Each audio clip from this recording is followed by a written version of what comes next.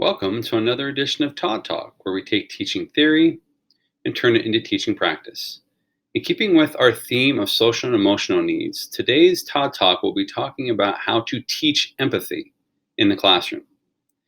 So, a lot of times we are tasked with teaching content to students, whether it be social studies, science, math, or whatever. But we also, as teachers, are have to meet the social and emotional as well as the academic needs of these students. And so we need to be purposeful about teaching empathy through our subject areas or through our content areas.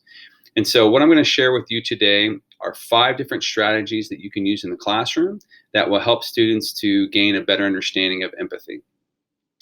The first one I'm going to talk about is the idea of researching local or global issues. So this helps with empathy because obviously if you're trying to improve something because of poor conditions, or there was a terrible hurricane in a third world country that you're bringing to students' attentions, and they're trying to come up with ways to help people there, that is creating empathy for people that other than themselves. And so this allows them to try to develop empathy towards people who are from they don't even know, but who are in need. And so what I've included here is a link to a project that I had for community service. And so it doesn't have to be a global problem in nature. It can be local. And so I use this community service project to help kids gain empathy by having them help members of the community through various actions. And sometimes they would latch on to bigger organizations such as Amnesty International or Greenpeace or something like that, and they would create a community service project that helped others and helped them to gain empathy. It was always really interesting because when the project was over, there were several students who continued on in their project, regardless of the fact that it was no longer being graded or that they were, being held accountable for that, because they had gained that empathy and they wanted to continue to help kids. So the second thing that you can have students do is you could have them do journal writing, in which you put them in the shoes of another person. So this can look a couple of different ways. So in a science, or I'm sorry, in a language arts class, you could have them try to express the feelings of a character from a book. So try to imagine yourself being, Huck Finn in the book Huck Finn. And how would you feel about certain things? How would you, react to certain things? But you're creating an empathy for this particular character. In social studies, you can do it through historical figures. So you can say, well, how would George Washington have felt during the American Revolution? How do you think he might have been feeling? And so by putting them in the shoes of another, it really helps them to get an understanding of what others are going through, and thus what their challenges are. And it helps them to be more empathetic with those particular, whether they're fictional or non-fictional. And you can find ways to do that in math and in science as well. So in math, kids are struggling with a problem, asking them to help another student or to help improve the way that was done, and to have empathy for that student who was struggling. In science class, you can look at ethical issues, that you can look through the idea of empathy. So, is cloning, necessarily a bad thing if it is helping save the life of someone or a loved one, and so it's causing, when you're looking at ethical issues like that, there can be a lot of empathy involved with when you're looking at both of those sides of the issue. The third thing would be to for the use of books in your classroom. So whether it's a class led book or whether it's a one that all the students are reading, but you can find books and when which characters are experiencing strife or struggle or whatever, and there are characters that have a lot of empathy, and so you're seeing this empathy practiced. So you can do this at varying levels. So for instance, this book right here is The Sneetches, one of my very favorite, by Dr. Seuss. And the basic idea of the Sneetches, as I'm sure most of you already know, is that there are Sneetches with stars on their bellies and Sneetches who do not have stars on their belly. And the ones without stars feel really bad. And so this guy comes in and offers to put stars on their bellies. And it goes back and forth and back and forth. And by the end of the book, they have gained empathy for each other, that it doesn't matter whether you have a star or not. We are people no matter what. So would be a really good book to use as a read along with younger students, elementary students. The second book here is kind of middle grade, which is the book Wonder. And Wonder is a book about a child who has a facial deformation. He was born with this, and he's never gone to school yet. And now he's going to try going to school. And so he goes to school and he meets, of course, people who are not sympathetic and who are bullies. But he also meets a lot of people who are empathetic to what he goes through and what it must be like to have to work with this handicap that he has. And so, it's a really good book for showing empathy, both good and bad, and so that you can see, how people treat each other.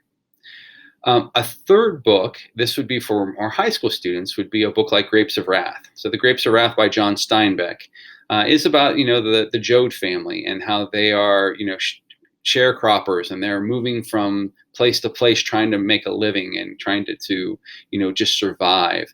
And I think the book does a really good job of having you be empathetic to people who were going through the Dust Bowl and the Great Depression and all of the things that were going on in the 20s and 30s when the book was set. And so anytime you can use books that require the students to empathize or have characters that are empathizing with tough situations, this is a good way to model for students what empathy looks like and to see what it looks like in practice. The fourth thing you can do to help develop empathy amongst kids is to have them work in groups.